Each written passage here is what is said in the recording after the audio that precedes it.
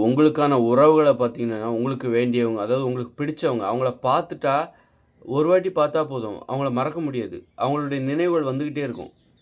அதுவே உங்களுக்கு பிடிக்காதவங்கள நீங்க வந்து 1 மணி நேரம் பார்த்தாலும், அந்த பக்கம் திரும்பிட்டீங்கன்னு வச்சுக்கங்க, மறந்துருவீங்க.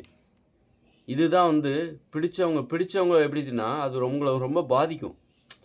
பிடிச்சவங்க வந்து அது வந்து மறக்காது அவ்வளோ ஈஸியா. ரொம்ப பாதிக்கும். உருகுவீங்க, நெகிழ்ச்சியா இருக்கும். அ அந்த மாரியான ஒரு அலட்சியமே ரொம்ப இதுவா இருக்கும். கஷ்டமா இருக்கும். அந்த உறவுங்கிறதே கஷ்டமா இருக்கும். அந்த உறவ எதிர்கொள்றதே கஷ்டமா இருக்கும். பிடிச்சவங்க இருக்காங்கல்ல, அந்த அந்த அளவுக்கு அது பாதிக்கக்கூடியது. ஒரு வாட்டி நீங்க இப்போ உதாரணத்துக்கு ஒரு பொண்ணோட உங்களுக்கு காதல் வருது அப்படின்னா, அந்த பொண்ண ஒரு வாட்டி பார்த்துட்டு, ஒரு ஒரு 2 செகண்ட் தான் பார்த்துருப்பீங்க. ஆனா வீட்டுக்கு வந்தா அந்த நெனப்பு வந்துகிட்டே இருக்கும். அவங்க நெனப்பு வந்துகிட்டே இருக்கும்.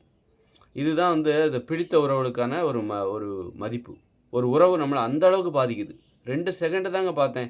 ஆனா வீட்டுக்கு வந்து 2, 3 மணி நேரம் அவங்கள பத்தி யோசிச்சுக்கிட்டே இருக்கேன். அவங்கள பத்தின நினைவுகள் வந்துகிட்டே இருக்கு. அது பொண்ணா இருக்கலாம், ஒரு பொண்ணுக்கு ஆணா இருக்கலாம். ஒரு பொண்ணுக்கு வந்து பிடிச்ச ஒரு ஆண 2 நிமிஷம் 2 செகண்ட் தான் பார்த்துருப்பா. ஆனா வீட்டுக்கு வந்தாலும் சரி, அதுக்கப்புறம் ஒரு 2, 3 மணி நேரம், 3, 4 மணி நேரத்துக்கு அந்த நினைவுகள் வந்துகிட்டே இருக்கும். அவங்கள பத்தி யோசிச்சுட்டே இருப்பாங்க.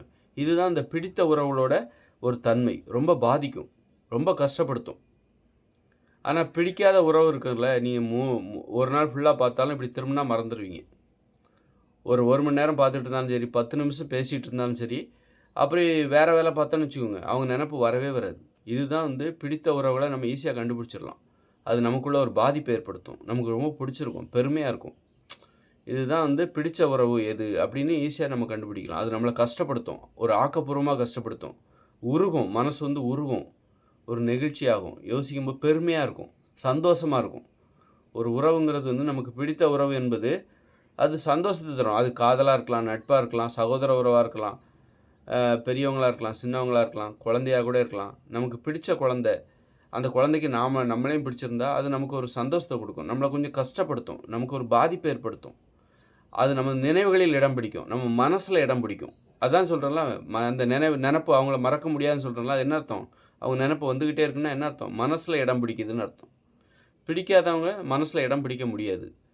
அதனால மனச கவனிக்கணும். மனச கவனிச்சு யார் பிடிச்சிருக்காங்க, யார் பிடிக்கல. பிடிச்சுக்கிச்சுன்னு அர்த்தம். நம்ம மனச பிடிச்சுக்கிச்சுன்னு அர்த்தம். பிடிச்சுக்கிட்டு மாட்டேங்குது அந்த நெனப்பு. அதுதான் வந்து பிடித்த உறவுக்கும், பிடிக்காத உறவுக்கும் உள்ள வேறுபாடு.